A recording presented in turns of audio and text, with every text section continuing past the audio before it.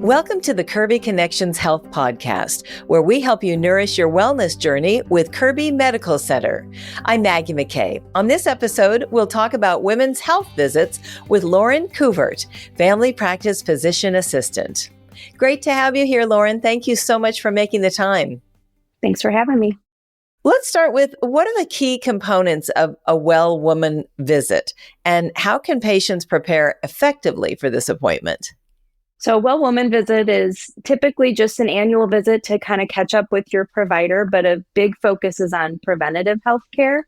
So we'll look at some cancer screening options that are available, immunizations, maybe blood work, talk about your mental health, your menstrual health, and any other concerns that you have about your general health care as a woman.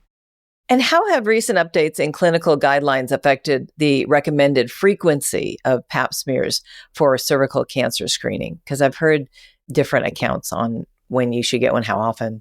Yeah, a lot of women used to have to go every year. We would go get our annual pap. And a few years ago, those guidelines changed. We had evidence to show that we don't need to do them quite as frequently. So the current guidelines are starting at age 21. Women should have at least their first pap smear at that time and would be done every 3 years up until age 30. And then once a woman turns 30, we also do what's called an HPV co-test. And that test allows us to look for the virus that we found primarily causes cervical cancer. And then from age 30 until 65, women can either get a co-test every 5 years or just a pap every 3, or sometimes just an HPV test every 5 years. So do you just check with your doctor, basically? Yep. What are the latest advances in STI screening technologies? How do they improve accuracy and patient comfort? So a lot of times we would have to do a pelvic exam to do STD testing. Now we're able to check by urine samples, some blood tests. So that's obviously much more comfortable and less invasive for patients.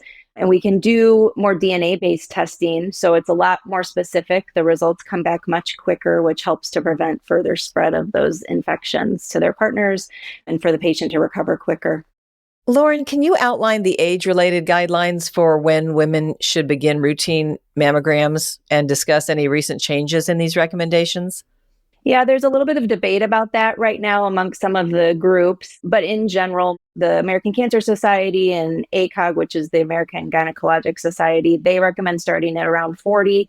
And you would do them every year to 2 years for most women. And again, there's a case-by-case basis that you need to talk with your doctor about. Because if you have a family history or if you've had other changes to your breasts, they may need to do them quicker. You might also need additional types of imaging like MRIs if you're a high-risk patient. Let's talk about bone density screening. What considerations should be taken into account when deciding on the timing of getting those scans? The bone density scan, DEXA, for osteoporosis screening? Yeah. So a lot of women will have to do this by the time they're about 65. Once a woman goes through menopause, they're at much higher risk for loss of bone mass.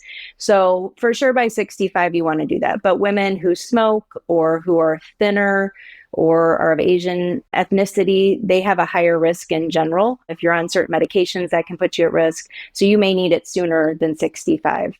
Lauren, can you talk about the criteria for when a colonoscopy should be part of a well woman visit and whether non-invasive alternatives like stool tests are viable? Yeah, so they changed the guidelines for that also recently. We used to start screening people at age 50 and they dropped that down to 45 within the past 5 years. So the gold standard is still to do a colonoscopy for screening. We're able to find more. They can do biopsies and remove any polyps that are found. But a lot of patients don't want to do something that invasive. So we have a couple of stool-based tests. One is the Cologuard test, and that's the commercial you see with the little blue box that they ship to your house, and you send them back a sample. And if that's negative, then it's good for 3 years. There's also the fecal immunochemistry test that you can do at the hospital, and that's good for 1 year. But patients should know that if those two tests are abnormal, then they would still need a colonoscopy. And again, family history plays into that. If you have a family member who had colon cancer at a young age, you probably need to be screened sooner. And more often, right? Yep. How should a woman decide on the most suitable birth control method?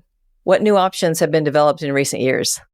So there's a lot that goes into that. I think a lot of it has to do with the convenience and then the efficacy and kind of what your plans or your goals for birth control are. Some women want to use it for birth control. Some need to do it to regulate their periods.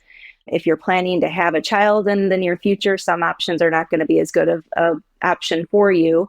So we have long-acting reversible contraceptives. So those are things like IUDs, implants, the depot shot. Those last longer, so you don't have to take something every day.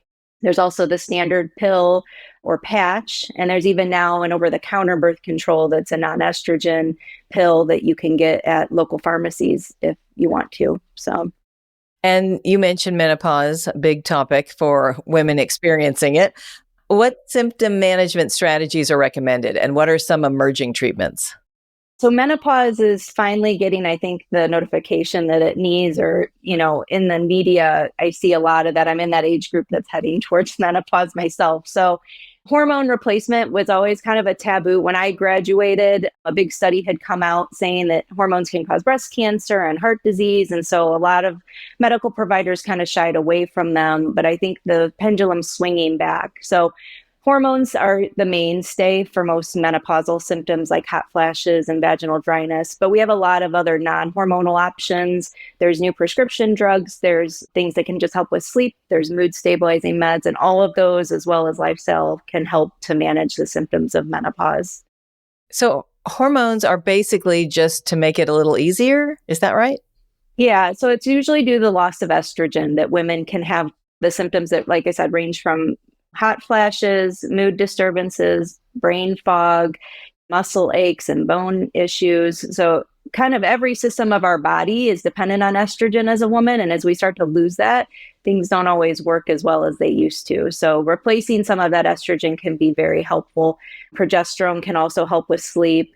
There's some evidence that maybe testosterone can be used in women to help with certain conditions. So there's lots of options out there. Lauren, is there anything else you'd like to add that we didn't cover?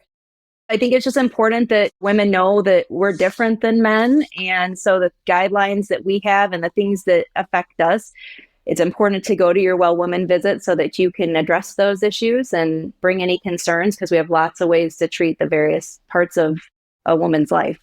Right. And like you said, a lot of the guidelines have changed through the years. So you got to stay current and up to date and do it at least every year, right? Yep. Thank you so much for this invaluable information, Lauren. We really appreciate it. All right. Thank you. If you'd like to find out more, please visit kirbyhealth.org/aboutus/community outreach services, or just kirbyhealth.org.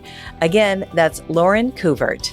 If you found this podcast helpful, please share it on your social channels and check out our entire podcast library for topics of interest to you. Thanks for listening to Kirby Connections Health Podcast.